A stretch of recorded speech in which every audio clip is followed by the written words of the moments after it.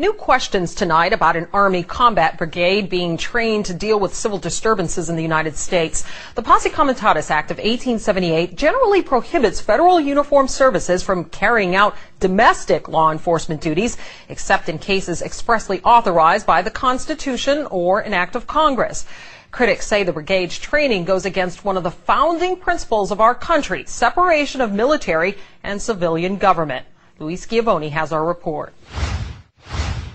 They've spent 30 months on the streets of Baghdad. Now the 1st Brigade Combat Team of the Army's 3rd Infantry Division is back in the USA. The Army Times reporting, quote, they may be called upon to help with civil unrest and crowd control or to deal with potentially horrific scenarios, end quote.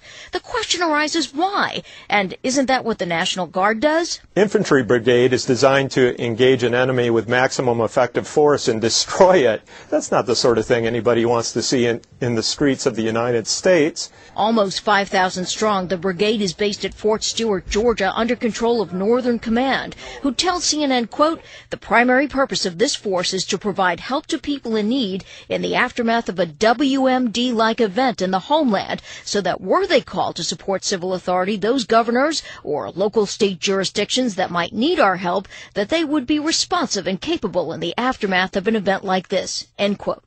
On Capitol Hill, questions about how the Pentagon determined that a thinly stretched military with 2 conflicts underway could spare these troops. That's a misuse of assets. Those assets can be deployed, I think, more efficiently somewhere else when you have the Guard that you can call up on a moment's notice.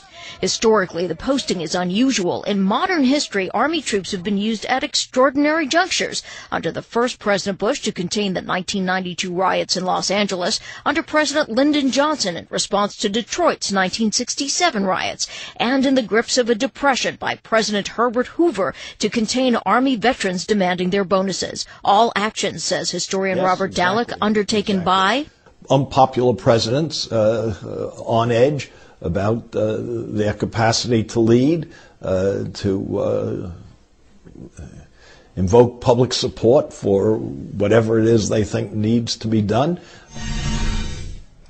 Lisa, the Army Times journalist tells us that the story has generated intense public interest, and 4 weeks into a flurry of questions about the report, the Army finally contacted her, and they requested that she publish a clarification that containing domestic civil unrest was not part of the 1st Brigade mission.